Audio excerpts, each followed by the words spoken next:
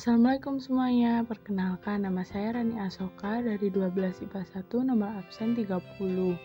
Nah, kali ini aku akan membahas perkembangan Islam di Nusantara. Perlunya belajar perkembangan Islam adalah untuk menambah wawasan dan pengetahuan tentang sejarah proses berkembangnya Islam di Nusantara. Terdapat 3 teori yang menjelaskan tentang masuknya Islam ke Nusantara. Yang pertama ada teori Gujarat, yang kedua ada teori Mekah, dan yang terakhir ada teori Persia.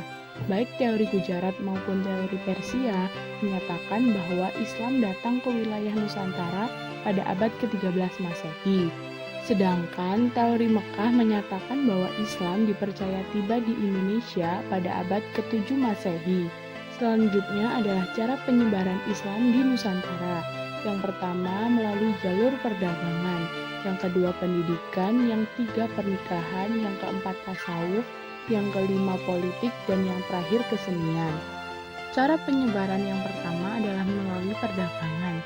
Pedagang Arab yang seharusnya memiliki tujuan utama untuk berdagang, namun ketika berinteraksi dengan masyarakat, mereka menyelipkan pula ajaran-ajaran Islam untuk disebarkan kepada masyarakat.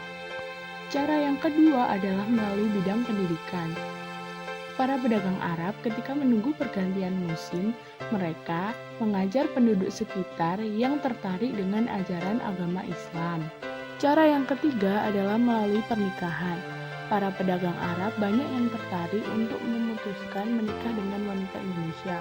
Karena syarat sah menikah dalam Islam adalah agama yang sama, maka wanita Indonesia memutuskan untuk masuk Islam juga karena tertarik dengan ajaran Islam yang dibawa oleh pedagang Arab. Cara yang keempat adalah dengan tasawuf. Para pedagang mulai bisa menyebarkan agama Islam dengan cara berdakwah karena banyak masyarakat yang mulai mengikuti ajaran Islam. Dakwah dapat berguna untuk membantu masyarakat untuk mendekatkan diri kepada Allah. Cara yang kelima adalah melalui politik. Banyaknya penganut Islam di suatu wilayah atau desa menyebabkan berdirinya kerajaan Islam di wilayah tersebut. Kerajaan tersebut digunakan sebagai pusat urusan politik atau pemerintahan. Cara yang terakhir adalah menggunakan kesenian.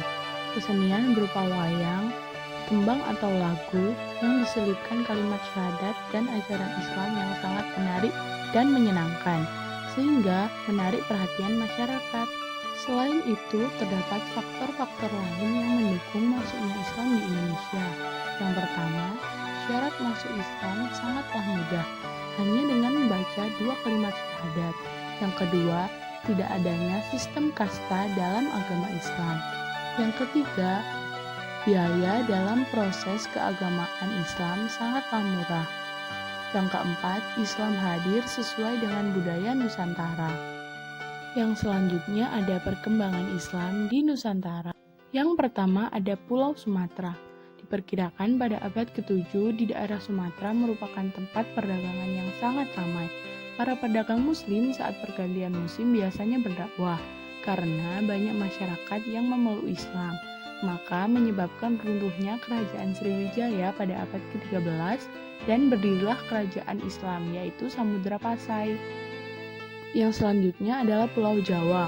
Penyebaran Islam di Jawa diperkirakan berasal dari Malaka, ditandai dengan makam Islam tertua yaitu makam Fatimah binti Maimun di lereng Gresik yang berada sejak 1082 Masehi.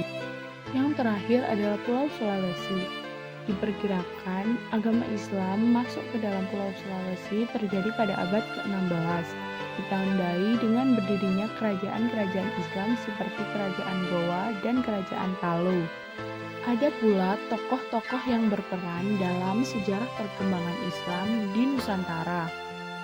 Tokoh tersebut adalah Wali Songo. Mengapa diberi nama Wali Songo? Karena wali yang jumlahnya 9 atau jumlah walinya ada 9. Karena Songo berasal dari bahasa Jawa yang artinya 9. Nah, gambar ini menjelaskan bagaimana silsilah dari Wali Songo. Yang kita bahas pada materi ini yang terakhir adalah hikmah mempelajari strategi dakwah dan perkembangan Islam di Indonesia. Yang pertama adalah mengetahui sejarah perkembangan Islam.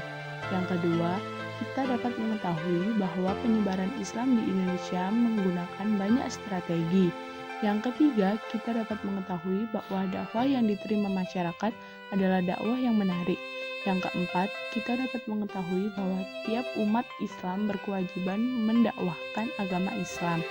Yang terakhir adalah kita dapat meneladani model dakwah dari Wali Songo.